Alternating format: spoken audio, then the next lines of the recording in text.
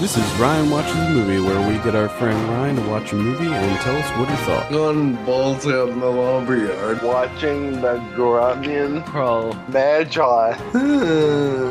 If you're listening to this, don't even waste your time.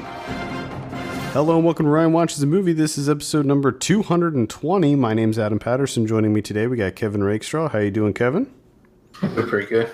We're also joined by Ryan Holes. How are you? Alright. So, what movie did we have you watch this week? Blue Mountain Mystery.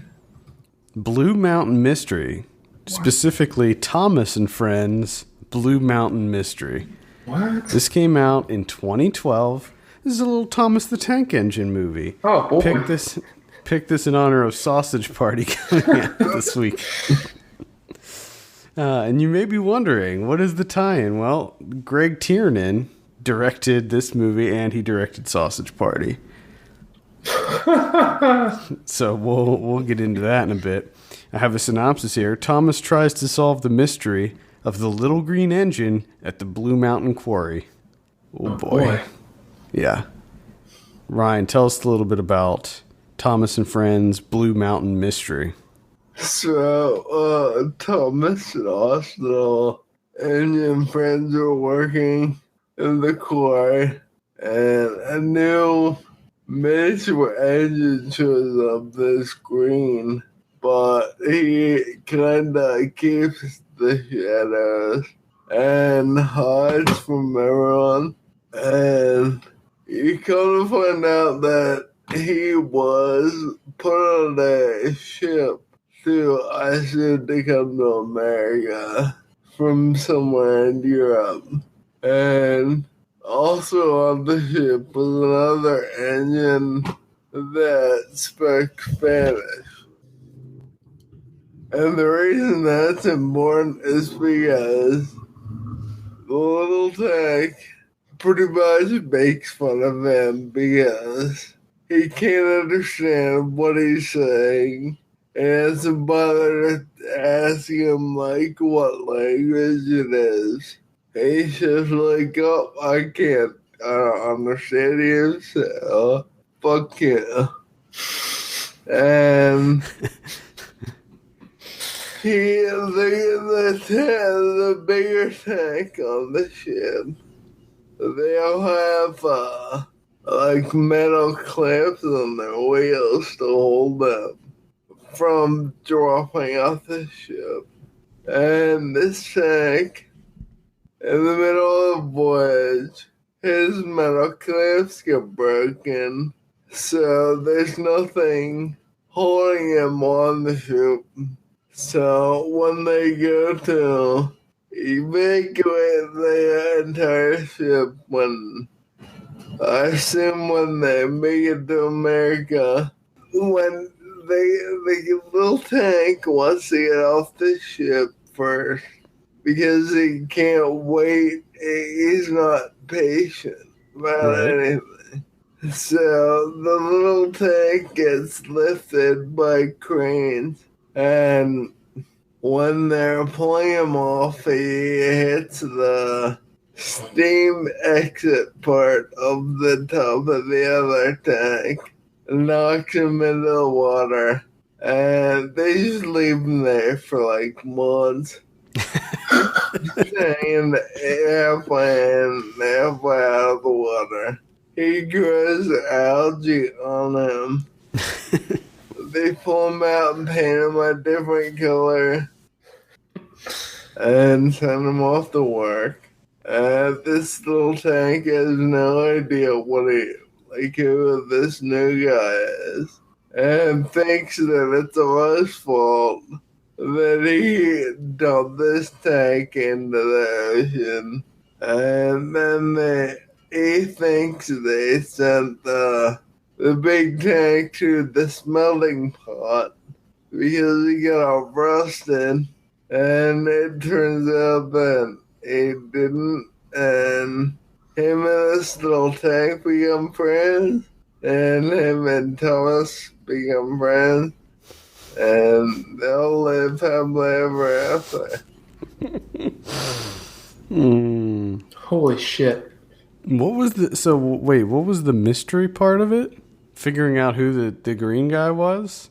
Figuring out who the guy that the green guy knocked into the ocean because he's an asshole.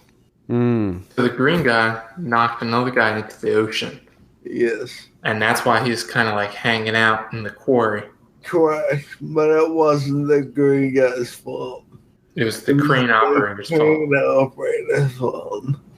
Was the crane operator a human, or was the crane another person, like another living? What do you think about that? They don't show the crane operator one time. So I don't know. But the crane itself doesn't have a face, right? At some points, yes. At some points, no. What? There might be two different cranes, but they look the exact same. Okay, I don't understand the. I'm watching the trailer, and one crane has a face. But this is the crane that's like working in the quarry.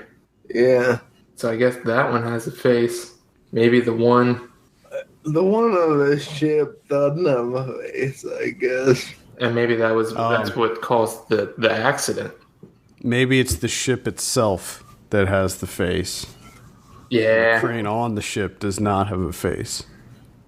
What I'm trying to figure out is the logic behind Thomas and Friends, because it seems like they're sentient, but in the trailer that I saw, there's people, like there's humans as well. There's the only humans are there's a couple operators of train engines, and the main train operator, the guy that owns everything. I can't think of his name, but to me it looks like the Monopoly guy. So that's what I call him. Monopoly, yeah. So that guy owns Thomas and all of his friends. Apparently, yes. Yeah. So does somebody operate Thomas? Like, does somebody climb inside of Thomas, or is Thomas able to... No one operates it. Well, there may have been a guy in one scene, but like I said, they don't talk. They just do what they have to do. And sometimes there's people operating them, and sometimes there aren't. I don't understand. I don't understand the world of Thomas and Friends. You and me both. It's just, it doesn't make sense to me at all. Like, if there were no humans at all, then I would get it, because then it'd be like a Cars type thing where they're all the vehicles are alive, and that's the world they live in. But the fact that there are people, and like some vehicles seem to be alive and some are not. Well, it's also just because it's weird if you take the people out of the equation. That makes a little more sense, but at the same time, it doesn't make sense because you're like, why do we need trains then? Right, yeah. Like, exactly. What are we shipping? We don't have people. There's no reason to ship stuff. There's no need for railroads.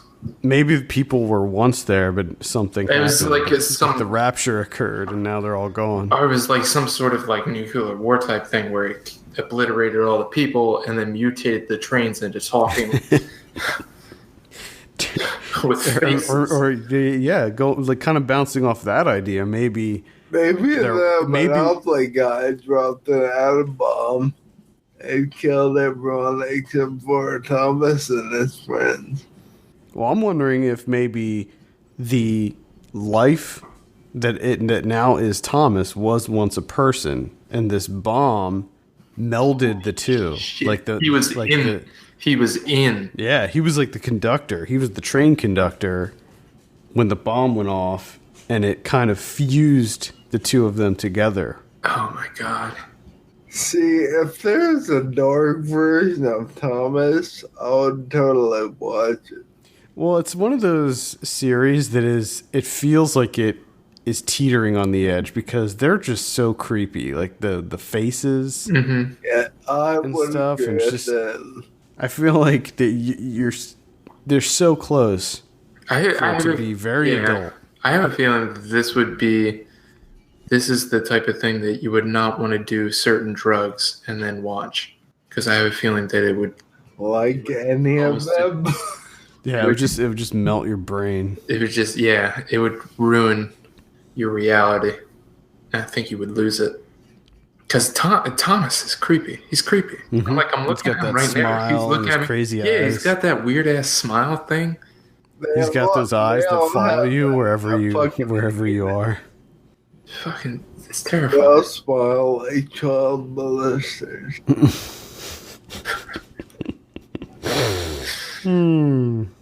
Okay, so that's the Blue Mountain Mystery solved. Solved. Another case closed by Thomas. When I first started watching it, I was like, what the fuck is happening? I thought it was going to be way more complicated. Nope. It was very, very basic. They just had a whole bunch of nonsense in there. Yeah, this was a straight to video release, straight to DVD. It's only an hour long. Now, see, it's thankfully, mercifully, an hour long. Now, with all like kid stuff, has there ever been like a Thomas the Tank Engine like movie that's actually not been straight to video or DVD? Not that I'm aware of, but there's been a shitload of them. Yeah, which we'll get into. Well, I know, like, my nephews loved Thomas the Tank Engine. And I can never wrap my head around it. Well, see, the thing about Thomas the Tank Engine is I'm pretty sure that was even around when we were really little kids. Oh, yeah. I mean, it was originally, like, from the 80s, I think. Nah, I think it was even before that. I'm going to look this up. It was from the UK. Yeah, it was a UK thing. Okay, I was... The Green Guy and a couple other tank engines have, like, Irish accents and some have English accents. I was very confused as to why. It doesn't make sense. Well, kind of going off of that, there was actually two versions of this movie. There was a US one and a UK one. They redubbed it for the US one for some reason. Like, just leave the UK voices in. What the hell? Kids are going to be so damn confused with those accents. I mean, it's one thing when you're talking about, something that's not in English. Then I can kind of understand the dubbing, especially for kids. But what? Like, that doesn't seem necessary to me at all. So it looks like the first, at least on IMDb, the first mention of Thomas the Tank Engine was from a TV show in 1970 called the Railway Stories. Yeah. And then there was this TV series from 1984 called Thomas and Friends. Gotcha. Thomas is getting up there in the years. Well, the interesting thing here on the Wikipedia page is from 91 to 93. George Carlin was the storyteller. Yeah, it was George Carlin, and then I think Alec Baldwin was also. I'm pretty sure Alec Baldwin was also one of the storytellers. I did not. The show went on for 19 seasons. It's that's pretty damn impressive because you're really limited here. Like, they're on tracks. Like, how much adventures can they get into when they're limited to the tracks? Yeah, I don't know. You'd think that they probably it's probably the same stuff. Like, oh no, there's a rock slide and we got to get Craney to come over and move the rocks out of the way. Oh no, Thomas can't make it to the birthday party. What are we going to do? I just want to, I guess I should watch Thomas the Tank Engine, and I guess a lot of my questions would be answered. But I just don't understand how what can tank engines do that can be so enthralling? I don't know. I think all of the clips and things that I've seen of this show have been very boring and just. The only thing it's for really, really young kids too, like very young kids. The only thing I've ever seen is like a train moving and then trains with their weird faces talking.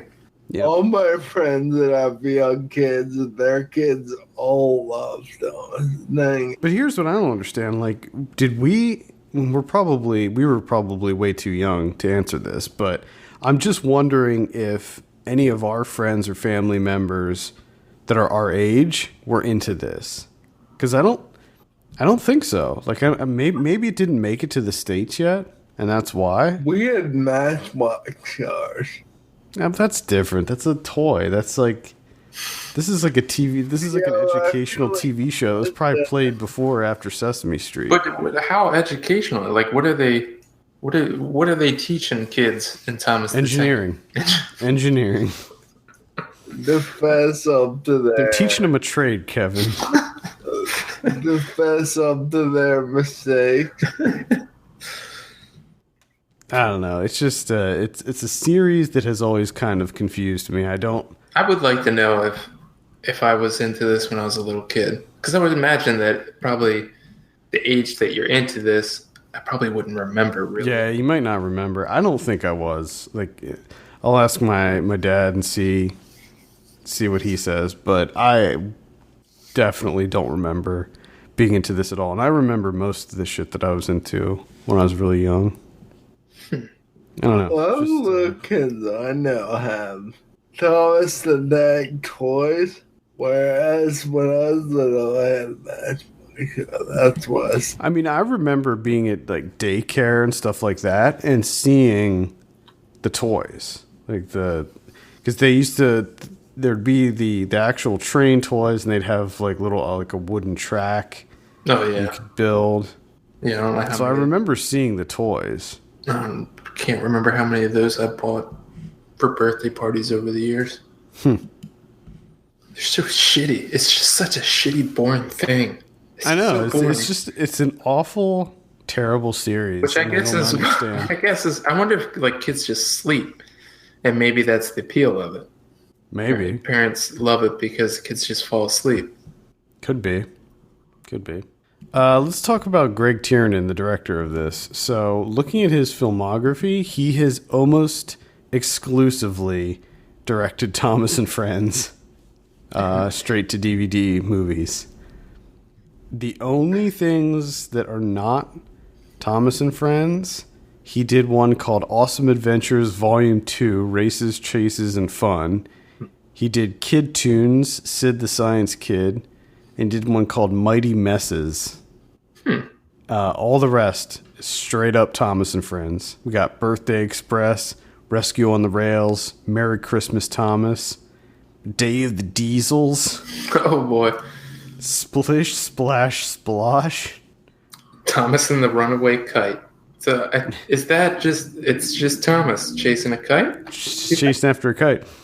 But it goes too far away from the tracks, and he has to that's what I imagine. Like every episode is like they're following whatever issue it is, or problem, or mystery, and then they get to a certain point where it like goes like 10 feet away from the tracks, and they're just like, oh, nothing we can do, and they just go back and then go to sleep in their little stables or whatever the hell it is. Stables. There's Pop Goes Thomas. That's tore the bumpy track when Thomas delivers a picnic surprise of bubbling lemony treat to everyone. Oh, yeah? Yeah. That sounds exciting. There's Curious Cargo. I'm going to guess that involves human trafficking. No, there's a picture of a giraffe, so it's a giraffe. Oh. It's not that curious. That's probably funny, though. Seeing a giraffe in a tree. Oh man! What is this Mighty Messes? Let's see what this is all about. I just hope that. It's like a three banger. It's Fireman Sam, Bob the Builder, and Thomas the Tank Engine. All working together. I think what this looks like to me is it's like a compilation of episodes. I don't think that they're working together. I think that it's probably just like a DVD set that has like 3 episodes that have a very loosely tied theme. Yeah, of messes and teaching kids to clean up their goddamn messes. Clean up your shit, kids. Jesus. Yeah, so that's pretty much it for Greg Tiernan. He did Thomas and Friends, and then Sausage Party. So now he went from weird talking trains to weird talking like hot dog buns that look like they have vaginas for mouths. Yeah. Wow. It's an interesting. Oh my gosh, that was the animation. I mean, I'm sure usually when you pick somebody as a director of an animated film, it's because they have experience in that. But I think it's just odd that he's the one. Like, he's done nothing but Thomas and Friends, which, by the way, we didn't even talk about this. Animation looks god awful. The animation looks so terrible in all of those. Like, it just looks the lowest quality food fight level animation. It looks like PlayStation 1. Yeah, it does. It looks very, very poorly done. And I'm sure that that's a lot to do with budget constraints, but still. Yeah, you just making money off of these suckers. But it's also not that these are really old either. I think the one I gave you was from 2012, but they go up to 2013, so it's not like these are really old. Yeah. The other director of Sausage Party, his name is Conrad Vernon. He did, what did he do? Madagascar 3, Europe's Most Wanted. He did Monsters vs. Aliens. He did Shrek 2. And he wrote the first Shrek. So he's got a little bit of a better pedigree here with the animated movies, but I wasn't really big on any of the ones that he directed. I did see Monsters vs. Aliens, and I wasn't too thrilled with that. I didn't see Madagascar 3 because I didn't like the first one. I liked Shrek 2. I remember liking Shrek 2. He's also the voice of the gingerbread man in Shrek. Oh, yeah? Yeah, he's a funny character. Yep. So what do you think, Ryan? Any final thoughts on Thomas and Friends, Blue Mountain Mystery? Before I give you your drum roll. Stupid. I'm pretty excited for the hot dog movie. Oh, we'll get to that in just a second. Let's go ahead and give you your drum roll. What are you going to give Thomas and Friends, Blue Mountain Mystery? 1. Oof. Boy. Do you notice the quickness? You knew what was going on with that one. Yeah, It's almost gonna be 0, but he had that shit locked in like a minute. That was one of the ones where as soon as the credits rolled, he threw his hands in the air and said, Yep. 1. So you're pretty excited for Sausage Party. yes. I'm I don't know if you guys have seen the marketing material for this, like the posters and stuff, but they're plastered all over the streets where I'm at, and some of them are just like, wow, they got away with that. Like the one is who plays the taco? Selma Hayek plays the taco. And it just has a picture of her, and it says she likes beef and fish. and it was just like, you're just like, wow. Ryan's response is the greatest. Oh my. I don't know. This movie, I think, is going to be pretty outrageous. We talked a little bit about it on the weekly show. Kevin's not into it. He fucking hates it already. He's boycotting it. I just don't see. I don't. No. Like, there's no way. How long is this movie going to be? It is, I'll tell you, it is an hour and a half. Give me a fucking break. You want to see a bunch of food talk for an hour and a half? I do. I'm gonna go see it, yeah. It's the first rated R animated film ever. No, that is not true at all. That's what this film name is.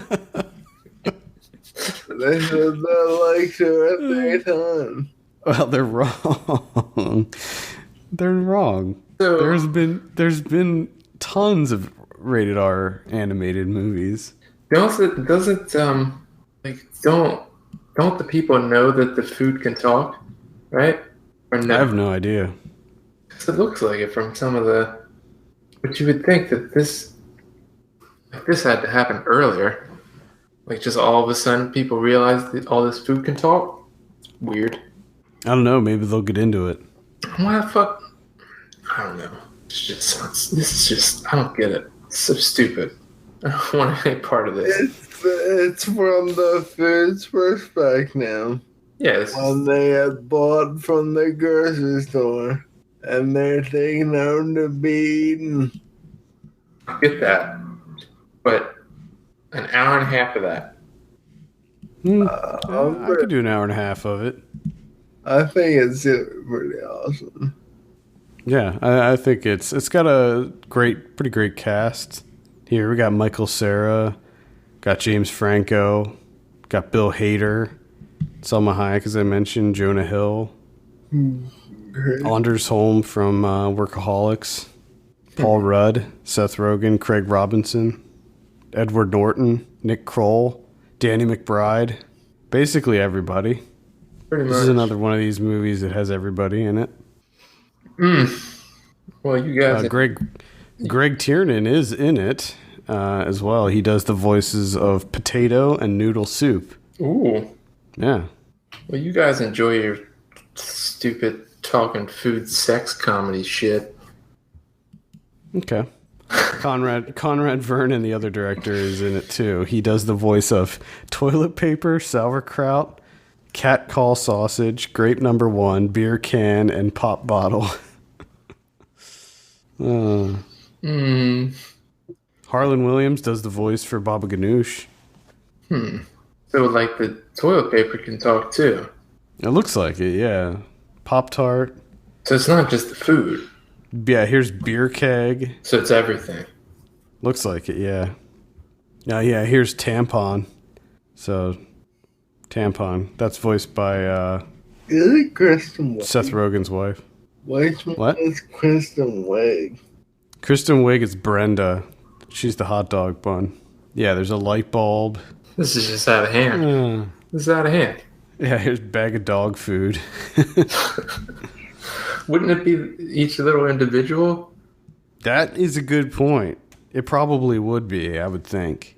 Because if you each of the hot dogs, Yeah. they're their own person. That's what I mean. And they're in a pack. So, yeah, you would think each pellet, each kibble. Exactly. Maybe they are. Maybe that is what it is. We'll have to find out. Yeah. Well, you won't. You guys You're can let boycotting you it. guys can let me know. All right. Then you do shit. You watch it. You have to watch it yourself. Watch your shit. Any final thoughts, Ryan, on Sausage Party or Thomas and Friends? No.